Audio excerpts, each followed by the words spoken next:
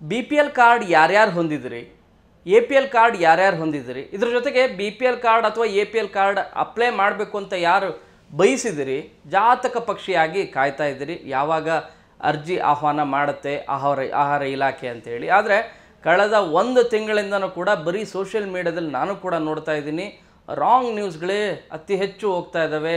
ನಿಮಗೆ ಏಪ್ರಿಲ್ ಮೊದಲನೇ ವಾರದಿಂದನೇ ಅರ್ಜಿ ಆಹ್ವಾನ ಮಾಡಿಬಿಟ್ಟಿದ್ದಾರೆ, ತಿದ್ದುಪಡಿಗೂ ಅವಕಾಶವನ್ನು ಕೊಟ್ಟಿದ್ದಾರೆ ಅಂಥೇಳಿ. ನಿಜವಾಗ್ಲೂ ಕೂಡ ಈ ರೀತಿಯಾದಂಥ ಯಾವ ಸುದ್ದಿನೂ ಇಲ್ಲ. ಯಾಕಂದರೆ ನಾನು ಕಳೆದ ಒಂದು ವರ್ಷದಿಂದನೂ ಕೂಡ ಆಹಾರ ಇಲಾಖೆ, ಅದರಲ್ಲೂ ಕೂಡ ಗ್ಯಾರಂಟಿ ಸ್ಕೀಮ್ಗಳ ಸಂಬಂಧಿಸಿದಂತೆ ನಿರಂತರವಾಗಿ ವಿಡಿಯೋ ಮಾಡ್ತಾನೆ ಬಂದಿದ್ದೀನಿ. ನಿಮಗೆ ಅಧಿಕೃತವಾದಂಥ ಅಧಿಕಾರಿಗಳು ಹೇಳುವಂಥ ಮಾಹಿತಿಯನ್ನೇ ನಿಮಗೆ ಕೊಡ್ತಾ ಬಂದಿದ್ದೀನಿ. ಅದು ನಿಮಗೆ ಉಪಯುಕ್ತ ಆಗಿದೆ ಅಂತಲೂ ಕೂಡ ನಾನು ನಂಬಿದ್ದೀನಿ. ಸೊ ಈಗ ನಾನು ಸೋಷಿಯಲ್ ಮೀಡಿಯಾದಲ್ಲಿ ಅತಿ ಹೆಚ್ಚು ನೋಡ್ತಾ ಇರೋದು ಏಪ್ರಿಲ್ ತಿಂಗಳಿಂದನೇ ನಿಮಗೆ ಅರ್ಜಿ ಆಹ್ವಾನಕ್ಕೆ ಅವಕಾಶ ಮಾಡಿಕೊಟ್ಟಿದ್ದಾರೆ. BPL ಕಾರ್ಡಿಗೆ ಅಪ್ಲೈ ಮಾಡ್ಬೋದು, APL ಕಾರ್ಡಿಗೆ ಅಪ್ಲೈ ಮಾಡ್ಬೋದು, 9ನೇ ಕಂತು 8ನೇ ಕಂತು ಎಲ್ಲ ಹಣ ಬಂದುಬಿಟ್ಟಿದೆ ಅಂತಲೂ ಕೂಡ ಹೇಳ್ತಾ ಇದ್ದಾರೆ.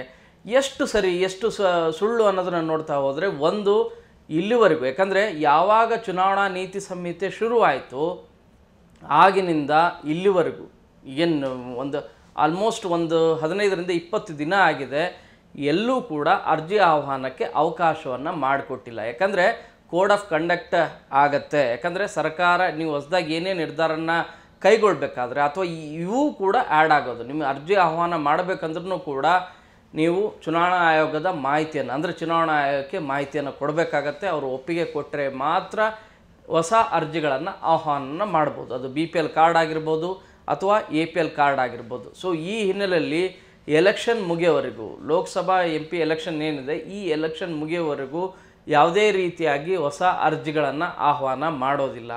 ಸೋಷಿಯಲ್ ಮೀಡಿಯಾದಲ್ಲಿ ಏಪ್ರಿಲ್ ಮೊದಲ ವಾರದಿಂದಲೇ ಅರ್ಜಿ ಆಹ್ವಾನ ಅಂಥೇಳಿ ಭಾಳಷ್ಟು ತಪ್ಪು ಮಾಹಿತಿ ಬರ್ತಾ ಇದೆ.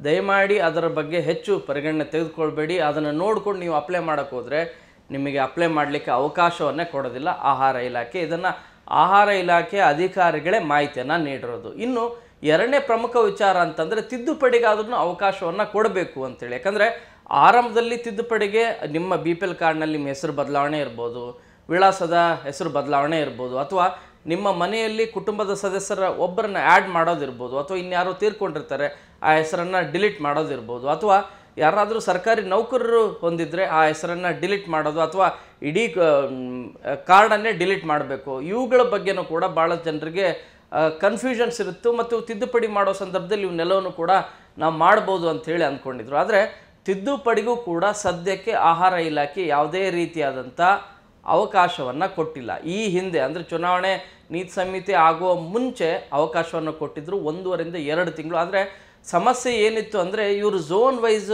ಅವಕಾಶವನ್ನು ಮಾಡಿಕೊಟ್ಟಿದ್ರು, ಆದರೆ ಸರ್ವರ್ನ ಭಾಳಷ್ಟು ತೊಂದರೆ ಆಗಿತ್ತು. ಸೊ ಈ ಹಿನ್ನೆಲೆಯಲ್ಲಿ ನಿಮಗೆ 1 ದಿನ 2 ದಿನ ಅಥವಾ 3-4 ದಿನ ಅವಕಾಶ ಕೊಟ್ಟರು ಕೂಡ ಅದು ಸರ್ಕಾರಿ ಕಚೇರಿ ಅವಧಿಯಲ್ಲಿ ಅಪ್ಲೈ ಮಾಡಲಿಕ್ಕೆ ಹೋದರೆ ತುಂಬಾ ಬ್ಯುಸಿ ಇರ್ತಿತ್ತು. ಯಾಕಂದರೆ ಸರ್ವರ್ನ ಸಮಸ್ಯೆ ಹಿನ್ನೆಲೆಯಲ್ಲಿ ಸಪ್ರೇಟಾಗಿ ಮತ್ತಿನ್ನೊಂದು ಹೊಸ ಸರ್ವರನ್ನೇ ತೆಗೆದುಕೊಳ್ತಾ ಇದ್ದಾರೆ, ಅಪ್ಗ್ರೇಡ್ ಮಾಡ್ತಾ ಇದ್ದಾರೆ ಅಂತ ಆಹಾರ ಇಲಾಖೆ ಮಾಹಿತಿಯನ್ನು ಕೊಟ್ಟಿತ್ತು. ಆ ಮಾಹಿತಿಯನ್ನು ಕೂಡ ನಿಮಗೆ ಕೊಟ್ಟಿದ್ದೆ. ಇಲ್ಲಿವರೆಗೂ ಆ ಕೆಲಸ ಆಗಿಲ್ಲ. ಸೊ ಇಲ್ಲಿವರೆಗೂ ಆ ಕೆಲಸ ಆಗಿಲ್ಲ ಅನ್ನೋದನ್ನು ಆಹಾರ ಇಲಾಖೆ ಅಧಿಕಾರಿಗಳು ಹೇಳ್ತಾ ಇರೋದು. ಸೊ ಈ ಹಿನ್ನೆಲೆಯಲ್ಲಿ ಇನ್ನೂ ಕೂಡ ಅಪ್ಗ್ರೇಡೇಷನ್ ಕೆಲಸ ಬಾಕಿ ಇದೆ. ಒಂದು. ಎರಡನೇದು, ಚುನಾವಣಾ ನೀತಿ ಸಂಹಿತೆ ಇರೋದ್ರಿಂದ ಹೊಸದಾಗಿ ಅರ್ಜಿ ಆಹ್ವಾನಕ್ಕೂ ಕೂಡ ಅವಕಾಶ ಇಲ್ಲ.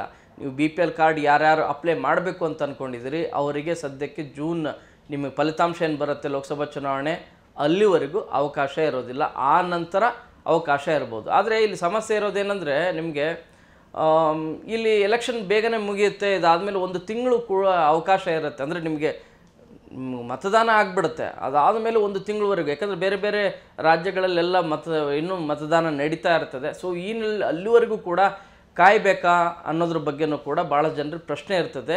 ಆವಾಗ ಆಹಾರ ಇಲಾಖೆ ಮನವಿಯನ್ನು ಮಾಡ್ಕೊಳ್ಳುತ್ತೆ. ಯಾವಾಗ ವೋಟಿಂಗ್ ಆಗುತ್ತಲ್ಲ, ಈಗ ಉದಾಹರಣೆಗೆ ನಮ್ಮ ಕರ್ನಾಟಕದಲ್ಲಿ 2 ಹಂತದಲ್ಲಿ ಚುನಾವಣೆ ನಡೀತಾ ಇದೆ. ಸೊ ಒಂದು ಹಂತದಲ್ಲಿ ಈ ಮಂತ್ ಎಂಡಲ್ಲಿ ಚುನಾವಣೆ ಆಯಿತು ಅಂದರೆ, ನೆಕ್ಸ್ಟ್ ಇದರಲ್ಲಿ ಮತ್ತಿನ್ನೊಂದು 2ನೇ ಹಂತದ ಚುನಾವಣೆ ಉತ್ತರ ಕರ್ನಾಟಕ ಭಾಗದಲ್ಲೆಲ್ಲ ಕೂಡ ಆಗತ್ತೆ. ಸೊ ಈ ಹಿನ್ನೆಲೆಯಲ್ಲಿ ಈ ಭಾಗಕ್ಕಾದ್ರೂ ಅದು ಚುನಾವಣಾ ನೀತಿ ಸಂಹಿತೆಯನ್ನು ತೆಗಿಬೋದಾ ಅನ್ನೋದ್ರ ಬಗ್ಗೆನೂ ಕೂಡ ಚರ್ಚೆ ಆಗ್ತಾ ಇದೆ. ಅದು ವಿಷಯ ಅಲ್ಲ. ಇಲ್ಲಿ ಬಹಳ ಪ್ರಮುಖವಾದಂಥ ವಿಚಾರ ಅಂತಂದರೆ, ಚುನಾವಣಾ ನೀತಿ ಸಂಹಿತೆ ಜಾರಿಯಾಗಿರೋವರೆಗೂ, ಅಂದರೆ ಅದು ಎಲ್ಲಿವರೆಗಿರುತ್ತೆ, ಬಹುಶಃ ರಿಸಲ್ಟ್ ಆಗೋವರೆಗೂ ಕೂಡ ಇರುತ್ತೆ. ಅಲ್ಲಿವರೆಗೂ ನೀವು ಏನು ಮಾಡೋಕ್ಕಾಗೋದಿಲ್ಲ, ಹೊಸ ಅರ್ಜಿಯನ್ನು ನೀವು ಅಪ್ಲೈ ಮಾಡಲಿಕ್ಕಾಗೋದಿಲ್ಲ. ಆ ಅವಕಾಶವನ್ನು ಕೂಡ ಆಹಾರ ಇಲಾಖೆ ಕೊಡಲ್ಲ. ಇದು BPL ಕಾರ್ಡ್ಗೂ ಅನ್ವಯಿಸುತ್ತೆ, APL ಕಾರ್ಡ್ಗೂ ಅನ್ವಯಿಸುತ್ತೆ. ಇದರ ಜೊತೆಗೆ ಎಮರ್ಜೆನ್ಸಿ ಕಾರ್ಡ್ಗಳಿರುತ್ತೆ, ಅಂದರೆ ಆರೋಗ್ಯ ಕಾರ್ಡ್ಗಳನ್ನಾದ್ರೂ ತೆಗೆದುಕೊಳ್ಬೇಕು ಅಂತೇಳಿ. ಯಾಕಂದರೆ ನಿಮ್ಮ ಫ್ಯಾಮಿಲಿ ಮೆಂಬರ್ಸು ಬಡವರು ಇರ್ತಾರೆ, ಮಧ್ಯಮ ವರ್ಗದವ್ರು ಇರ್ತಾರೆ, ಅವರು BPL ಕಾರ್ಡ್ ತೆಗೆದುಕೊಳ್ಳಿಕ್ಕೆ ಅರ್ಹರಿರ್ತಾರೆ. ಆದರೆ ಅನಿವಾರ್ಯ ಕಾರಣಕ್ಕಾಗಿ BPL ಕಾರ್ಡನ್ನು ತೆಗೆದುಕೊಂಡಿರೋದಿಲ್ಲ, ಅಥವಾ BPL ಕಾರ್ಡಲ್ಲಿ ಆ ಕುಟುಂಬದ ಸದಸ್ಯರ ಹೆಸರು ಆ್ಯಡ್ ಆಗಿರೋದಿಲ್ಲ. ಸೊ ಅವ್ರನ್ನ ಹೆಸರನ್ನ ಆ್ಯಡ್ ಮಾಡಬೇಕು ಅಂದ್ರೂ ಕೂಡ ಭಾಳಷ್ಟು ಸಾಕಷ್ಟು ತೊಂದರೆ ಆಗ್ತಾಯಿದೆ. ಇನ್ನು ಹೊಸ ಕಾರ್ಡೇ ಮಾಡಿಸ್ಬೇಕು ಅಂದರೆ ಅವರು ಅಪ್ಲೈ ಮಾಡ್ಬೋದು, ಅರ್ಜಿಯನ್ನು ಹೋಗಿ ಫಿಸಿಕಲಿ ಆಹಾರ ಇಲಾಖೆಗೆ ಕೊಡ್ಬೋದು. ಅದರ ಹಿನ್ನೆಲೆಯಲ್ಲಿ ಅವರು ಪರಿಶೀಲನೆ ಮಾಡ್ತಾರೆ. ಆದರೆ ಅದನ್ನು ಚುನಾವಣಾ ನೀತಿ ಸಮಿತಿ, ಅಂದರೆ ನಿಮಗೆ ಚುನಾವಣಾ ಆಯೋಗಕ್ಕೆ ಎಷ್ಟು ಅರ್ಜಿಗಳು ಬಂದಿದ್ದಾವೆ, ರಾಜ್ಯಾದ್ಯಂತ ಎಷ್ಟು ಬಂದಿದ್ದಾವೆ ಅಷ್ಟು ಅರ್ಜಿಗಳನ್ನು ಕಳಿಸುವಂಥ ಕೆಲಸ ತ್ವರಿತವಾಗಿ ಮಾಡ್ತಾರೆ. ಆದರೆ ಚುನಾವಣಾ ಆಯೋಗ ಇದಕ್ಕೆ ಒಪ್ಪಿಗೆ ಕೊಟ್ಟರೆ ಮಾತ್ರ ನಿಮಗೆ ಆರೋಗ್ಯ ಕಾರ್ಡ್ ಸಿಗುತ್ತೆ. ಇದು ಬರೀ BPL ಕಾರ್ಡ್ ಅಂತಲ್ಲ, BPLನ ಯಾವುದೇ ಫಲಾನುಭವಿಗಳು ಆಗೋದಿಲ್ಲ ನೀವು. ಆದರೆ ಆರೋಗ್ಯ ಕಾರ್ಡ್ ರೀತಿಯಾಗಿ BPL ಕಾರ್ಡ್ ತೆಗೆದುಕೊಳ್ತಾರೆ. ನೀವು ಆಸ್ಪತ್ರೆಗಳಲ್ಲಿ ನಿಮಗೆ ಚಿಕಿತ್ಸೆ ಮತ್ತಿತರ ಏನಿರ್ತವೆ ಅವುಗಳ ವೆಚ್ಚವನ್ನು ಭರಿಸಲಿಕ್ಕೆ ಇದು ಭಾಳ ಕಡಿಮೆ ಆಗುತ್ತೆ. ಯಾಕಂದರೆ BPL ಕಾರ್ಡ್ ರೀತಿ ಏನು ಸೌಲಭ್ಯಗಳೇನಿರ್ತವೆ ಆ ಎಲ್ಲ ಸೌಲಭ್ಯಗಳು ಸಿಗುತ್ತೆ. ಆದರೆ ನೀವು ಅಕ್ಕಿಯನ್ನು ಪಡೆದುಕೊಳ್ಳೋಕ್ಕಾಗಲ್ಲ, ಮತ್ತು ಅಕ್ಕಿಯ ಬದಲಾಗಿ 5 kg DBT ಹಣವನ್ನು ಬ್ಯಾಂಕಿಗೆ ಹಾಕ್ತಾಯಿದ್ರು, ಆ ಅವಕಾಶ ಇರೋದಿಲ್ಲ. ಸೊ ಇದು ಹೊರತುಪಡಿಸಿ ಇನ್ನುಳಿದೆಲ್ಲ ಅವಕಾಶಗಳಿರ್ತವೆ. ಇದಕ್ಕೂ ಕೂಡ ಸದ್ಯಕ್ಕೆ ಚುನಾವಣಾ ನೀತಿ ಸಮಿತಿ ಅಡ್ಡಿ ಆಗುತ್ತೆ. ಯಾಕಂದರೆ ಮತದಾರರನ್ನು ಓಲೈಸುವಂಥ, ಆಮಿಷ ಒಡ್ಡುವಂಥ ಹಿನ್ನೆಲೆಯಲ್ಲಿ ಇದು ಕೂಡ ಆ್ಯಡ್ ಆಗುತ್ತೆ ಅಂಥೇಳಿ ರೂಲ್ಸ್ ಹೇಳ್ತಾ ಇರೋದು. ಆದರೆ ತುರ್ತು ಸಂದರ್ಭದಲ್ಲಿ ಆರೋಗ್ಯದ ಹಿನ್ನೆಲೆಯಲ್ಲಿ ನೀವು ಅಪ್ಲೈ ಮಾಡಬಹುದು, ಅರ್ಜಿಯನ್ನು ಫಿಸಿಕಲಿ ಹಾಕ್ಬೋದು. ಆ ಫಿಸಿಕಲಿ ಹಾಕಿದಂಥ ಅರ್ಜಿಯನ್ನು ನೀವು ಜಿಲ್ಲಾ ಕೇಂದ್ರದಲ್ಲಿ, ತಾಲೂಕು ಕೇಂದ್ರದಲ್ಲಿ ಏನಾದರೂ ಕೊಟ್ಟರೆ ಅದನ್ನು ರಾಜ್ಯದಲ್ಲಿರುವಂಥ ಕೇಂದ್ರ, ಇನ್ನು ಆಹಾರ ಇಲಾಖೆಯ ಕಚೇರಿ ಇದೆ, ಕೇಂದ್ರ ಕಚೇರಿ, ಆ ಕೇಂದ್ರ ಕಚೇರಿ ಕಳಿಸ್ತಾರೆ. ಅವೆಲ್ಲವನ್ನೂ ಕೂಡ ಸೇರಿಸ್ಕೊಂಡು ಚುನಾವಣಾ ಆಯೋಗಕ್ಕೆ ಇಷ್ಟು ಅರ್ಜಿಗಳು ಬಂದಿದ್ದಾವೆ, ಇವು ತ್ವರಿತವಾಗಿ ವಿಲೇವಾರಿ ಮಾಡಬೇಕಾಗಿದೆ, ಇವರಿಗೆ ನೀಡಿದೆ, ತುಂಬ ನೀಡಿದೆ, ಆ ಕಾರಣಕ್ಕಾಗಿ ಇವರಿಗೆ ಅರ್ಜಿಯನ್ನು ಕೊಡಲಿಕ್ಕೆ ನೀವು ಒಪ್ಪಿಗೆ ಕೊಟ್ಟರೆ ನಾವು ಕೊಡ್ತೀವಿ ಅಂತ ಹೇಳ್ತಾರೆ. ಸೊ ಈ ಹಿನ್ನೆಲೆಯಲ್ಲಿ ಚುನಾವಣಾ ಆಯೋಗ ಒಪ್ಪಿಗೆಯನ್ನು ಕೊಡಬೇಕಾಗತ್ತೆ. ಹಾಗಾದರೆ ಇಲ್ಲಿವರೆಗೂ ಕಳೆದ ನಿಮಗೆ ಚುನಾವಣಾ ನೀತಿ ಸಮಿತಿ ಶುರುವಾದಾಗಲಿಂದ ಇಲ್ಲಿವರೆಗೂ ಎಷ್ಟು ಅರ್ಜಿಗಳು ಬಂದಿದ್ದಾವೆ ಅಂದರೆ 100ಕ್ಕೂ ಹೆಚ್ಚು ಅರ್ಜಿಗಳು ಬಂದಿದ್ದಾವೆ ಅನ್ನೋಂಥ ಮಾಹಿತಿ ಇದೆ. ಸೊ ಅದಕ್ಕೆ ಚುನಾವಣಾ ಆಯೋಗ ಒಪ್ಪಿಗೆ ಕೊಟ್ಟರೆ ಓಕೆ ಮಾಡ್ತಾರೆ. ಅದು ಬರೀ ಆರೋಗ್ಯ ಕಾರಣಕ್ಕಾಗಿ ಕೊಡುವಂಥ BPL ಕಾರ್ಡ್, ಆದರೆ ಅದು ಅಕ್ಕಿ ಕೊಡಲಿಕ್ಕಾಗಲಿ ಅಥವಾ DBT ಹಣ ಕೊಡಲಿಕ್ಕಾಗಿ ಇರೋದಿಲ್ಲ. ಇಲ್ಲಿ ಭಾಳ ಸ್ಪಷ್ಟಪಡಿಸ್ತಾ ಇರೋದು ನಾನು, ಮೊದಲನೇದು ಚುನಾವಣಾ ನೀತಿ ಸಮಿತಿ ಮುಗಿಯೋವರೆಗೂ, ಅಂದರೆ ನಿಮಗೆ ಆಲ್ಮೋಸ್ಟ್ ರಿಸಲ್ಟ್ ಬರೋವರೆಗೂ ಜೂನ್ ತಿಂಗಳವರೆಗೂ ಕೂಡ ನಿಮಗೆ ಹೊಸ ಅರ್ಜಿಗಳ ವಿಲೇವಾರಿ, ಅಂದರೆ ನಿಮಗೆ ಆ ಅರ್ಜಿಯನ್ನು ಸ್ವೀಕರಿಸಲಿಕ್ಕೆ ಅವಕಾಶವನ್ನು ಮಾಡಿಕೊಡೋದಿಲ್ಲ. ಇನ್ನು ತಿದ್ದುಪಡಿಗೂ ಕೂಡ ಅವಕಾಶವನ್ನು ಮಾಡಿಕೊಡ್ತಿಲ್ಲ. ಯಾಕೆ ಅಂತಂದರೆ ಇದಕ್ಕೆ ಎರಡು ಬಹಳ ಪ್ರಮುಖವಾದಂಥ ಕಾರಣ. ಒಂದು ಕೋಡ್ ಆಫ್ ಕಂಡಕ್ಟ್ ಅಂತ ಹೇಳ್ತಾರೆ, ಬಟ್ ಕೋಡ್ ಆಫ್ ಕಂಡಕ್ಟ್ ಇಲ್ಲದೇ ತಿದ್ದುಪಡಿಗೆ ಅವಕಾಶವನ್ನು ಕೊಡಬಹುದು. ಆದರೆ ಈ ರೀತಿಯಾದಂಥ ಬದಲಾವಣೆಗಳಿಗೆ ಅವಕಾಶವನ್ನು ಮಾಡಿಕೊಡ್ಲಿಕ್ಕೆ ಆಹಾರ ಇಲಾಖೆ ಮುಂದಾಗ್ತಾ ಇಲ್ಲ. ಎರಡನೇ ಭಾಳ ಪ್ರಮುಖವಾದಂಥ ಕಾರಣ ಅಂದರೆ ಸರ್ವರ್ನ ಸಮಸ್ಯೆ ಈಗಲೂ ಕೂಡ ಇದೆ. ಸರ್ವರ್ನ ಅಪ್ಗ್ರೇಡ್ ಮಾಡುವಂಥ ಕೆಲಸವನ್ನು ಮಾಡ್ತಾ ಇದ್ದಾರೆ. ಸೊ ಈ ಹಿನ್ನೆಲೆಯಲ್ಲಿ ಇನ್ನೂ ಕೂಡ ಆ ಕೆಲಸ ನಡೀತಾ ಇದೆ. ಸೊ ಸದ್ಯಕ್ಕೆ ಏಪ್ರಿಲ್ ತಿಂಗಳು, ನಾನು ಹಿಂದಿನ ವಿಡಿಯೋದಲ್ಲಿ ಒಂದು ಸರಿ ಹೇಳಿದ್ದೆ, ನಾನು ನಿಮಗೆ ಮೇ ಅಂತ್ಯದ ವೇಳೆಗೆ ಅಥವಾ ಮೇ ಅಂತ್ಯದ ವೇಳೆಗೆ ಅಥವಾ ಏಪ್ರಿಲ್ ಆರಂಭದಲ್ಲಿ ನಿಮಗೆ ಕಂಪ್ಲೀಟಾಗಿ ನಿಮಗೆ ಅರ್ಜಿ ಹಾಕಲಿಕ್ಕೂ ಕೂಡ ಅವಕಾಶ ಇರುತ್ತೆ, ಮತ್ತು ತಿದ್ದುಪಡಿಗೂ, ಎಸ್ಪೆಷಲಿ ತಿದ್ದುಪಡಿಗೆ ಅವಕಾಶವನ್ನು ಮಾಡಿಕೊಡ್ತಾರೆ ಅಂತ ನಾನೇ ಹೇಳಿದ್ದೆ. ಯಾಕಂದರೆ ಅಧಿಕಾರಿಗಳು ಕೊಟ್ಟಂಥ ಮಾಹಿತಿ. ಸೊ ಕೋಡ್ ಆಫ್ ಕಂಡಕ್ಟ್ ಬಂದಿರೋದ್ರಿಂದ ಯಾರು ಏನು ಮಾಡಲಿಕ್ಕಾಗೋದಿಲ್ಲ ಅನ್ನೋದು ಅಧಿಕಾರಿಗಳ ಮಾಹಿತಿ ಆಗಿದೆ. ಕೆಲವರು ಇದಾದಮೇಲೆ ಅಪ್ಡೇಟ್ ಆದರೂ ಮಾಡಬೇಕಲ್ಲ, ಸೋಷಿಯಲ್ ಮೀಡಿಯಾದಲ್ಲಿ ಇಲ್ಲ ಶುರು ಆಗ್ಬಿಡ್ತು, ಅಪ್ಲೈ ನೀವು ಅರ್ಜಿ ಹಾಕ್ಬೋದು, ಅರ್ಜಿ ಹಾಕ್ಲಿಕ್ಕೆ ರೆಡಿಯಾಗಿ ಅಂತೆಲ್ಲ ಸುದ್ದಿ ಬರ್ತಾ ಇದೆ. ಅವೆಲ್ಲ ಸುದ್ದಿಗಳು ಸುಳ್ಳು.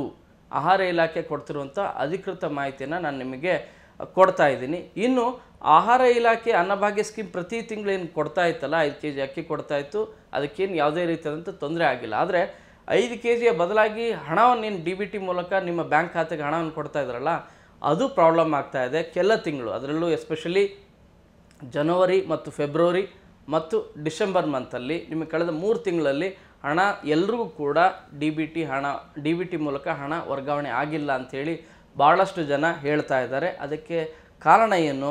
ಕಳೆದ 6-7 ತಿಂಗಳಿಂದ ಎಷ್ಟು ಜನ ಹಣ ತೆಗೆದುಕೊಂಡಿದ್ದಾರೆ, DBT ಹಣವನ್ನು ತೆಗೆದುಕೊಂಡಿದ್ದಾರೆ, ಎಷ್ಟು ಕುಟುಂಬಗಳಿಗೆ, ಅಂದರೆ BPL ಕಾರ್ಡ್ದಾರರಿಗೆ ಎಷ್ಟು BPL ಕಾರ್ಡ್ದಾರರಿಗೆ ಹಣ ಹೋಗಿದೆ, ಇದರ ಮಾಹಿತಿಯನ್ನು ಕೂಡ ಕೊಡ್ತೀನಿ. ಅದು ಮುಂದಿನ ವೀಡಿಯೋದಲ್ಲಿ ನಿಮಗೆ ಸಿಗುತ್ತೆ. ಈ ವಿಡಿಯೋದ ಭಾಳ ಮಾಹಿತಿ ಭಾಳ ತುಂಬ ಇಂಪಾರ್ಟೆಂಟ್. ಏನು ಅಂದರೆ ಸದ್ಯಕ್ಕೆ ಯಾರ್ಯಾರು ಅರ್ಜಿಯನ್ನು ಹಾಕಬೇಕು ಅಂತ ಅಂದ್ಕೊಂಡಿದ್ದೀರಿ, ಚುನಾವಣಾ ನೀತಿ ಸಮಿತಿ ಮುಗಿಯೋವರೆಗೂ ನೀವು ವೇಟ್ ಮಾಡಬೇಕಂದ್ರೆ ನೀವು ಜೂನ್ ರಿಸಲ್ಟ್ ಏನು ಬರುತ್ತೆ 4ನೇ ತಾರೀಕು ಅಲ್ಲಿವರೆಗೂ ಕೂಡ ವೇಟ್ ಮಾಡಬೇಕಾಗತ್ತೆ. ಅದಕ್ಕೂ ಮುಂಚಿತವಾಗಿ ಆಹಾರ ಇಲಾಖೆ ಒಂದು ಅರ್ಜಿಯನ್ನು ಹಾಕುತ್ತೆ ಚುನಾವಣಾ ಆಯೋಗಕ್ಕೆ, ಅವರೇನಾದರೂ ಒಪ್ಪಿದರೆ. ಯಾಕಂದರೆ ಎಲೆಕ್ಷನ್ನೇ ಮುಗಿದಿರುತ್ತೆ, ಎಲೆಕ್ಷನ್ ಮುಗಿದಾದ್ಮೇಲೆ ಯಾವುದೇ ರೀತಿಯಾದಂಥ ತೊಂದರೆ ಇಲ್ಲ ಅಂಥೇಳಿ ಮನವಿಯನ್ನು ಮಾಡ್ಕೊಳ್ತಾರೆ. ಅದಕ್ಕೆ ಚುನಾವಣಾ ಆಯೋಗ ಒಪ್ಪಿಗೆ ಕೊಟ್ಟರೆ ಕೋಡ್ ಆಫ್ ಕಂಡಕ್ಟ್ ಮುಗಿಯುತ್ತೆ. ಆವಾಗ ಬೇಕಾದರೆ ಸರ್ಕಾರ ಯಾವ ರೀತಿಯಾಗಿ ನಿರ್ಧಾರನ ತೆಗೆದುಕೊಳ್ಳುತ್ತೆ ಅದರ ಮೇಲೆ ಮುಂದಿನ ಎಲ್ಲ ನಿರ್ಣಯಗಳು ಮುಂದುವರಿತಾ ಹೋಗ್ತವೆ. ಇದು ಪ್ರಮುಖವಾದಂಥ ಮಾಹಿತಿಯನ್ನು ನಿಮಗೆ ಕೊಟ್ಟಿದ್ದೀನಿ ಅಂತ ಹೇಳ್ತೀನಿ. ಎಲ್ಲ ಸೋಷಿಯಲ್ ಮೀಡಿಯಾದಲ್ಲಿ ಬರುವಂಥ ಎಲ್ಲ ಮಾಹಿತಿಯನ್ನು ನಂಬಬೇಡಿ. ದಯಮಾಡಿ ನೀವು ಸಾಧ್ಯ ಆದರೆ ಆಹಾರ ಇಲಾಖೆಯ ಅಧಿಕಾರಿಗಳನ್ನು ನೀವು ಭೇಟಿಯಾಗಿ ಅಥವಾ ಫೋನ್ ಮಾಡಿ ಆದರೂ ಕೇಳಿ, ಅಥವಾ ಆಹಾರ ಇಲಾಖೆಯ ವೆಬ್ಸೈಟಲ್ಲಾದ್ರೂ ಕೂಡ ನೀವು ಚೆಕ್ ಮಾಡಿ ನೋಡ್ತಾ ಇರಿ. ನಿಮಗೆ ಆಹಾರ ಇಲಾಖೆ ಅಧಿಕಾರಿಗಳು ಕೊಟ್ಟಂಥ ಮಾಹಿತಿಯನ್ನು ನಾನು ನಿಮಗೆ ಕೊಡ್ತಾ ಇದ್ದೀನಿ. ಈ ವಿಡಿಯೋ ಇಷ್ಟ ಆಗಿದ್ದರೆ ಲೈಕ್ ಮಾಡಿ. ಏನಾದರೂ ಪ್ರಶ್ನೆಗಳಿದ್ದರೆ, ಖಂಡಿತವೂ ಕೂಡ ಪ್ರಶ್ನೆಗಳಿರ್ತವೆ, ಪ್ರಶ್ನೆಗಳಿದ್ದರೆ ಪ್ರಶ್ನೆಗಳನ್ನು ಕಾಮೆಂಟ್ ಬಾಕ್ಸಲ್ಲಿ ನೀವು ಪ್ರಶ್ನೆ ಮಾಡಿ ಅದಕ್ಕೆ ಅದನ್ನು ನೆಕ್ಸ್ಟ್ ವೀಡಿಯೋದಲ್ಲಿ ಉತ್ತರ ಕೊಡುವಂಥ ಕೆಲಸ ಮಾಡ್ತೀನಿ. ಈ ವಿಡಿಯೋ ತುಂಬ ಇಷ್ಟ ಆಗಿದ್ದರೆ ಶೇರ್ ಮಾಡೋದು ಮರಿಬೇಡಿ. ಕ್ಯಾಮ್ರಾ ಪರ್ಸನ್ನ ಎಡ್ವಿನ್ ಜೊತೆ ಶರಣು ಹಂಪಿ, ನ್ಯೂಸ್ 18.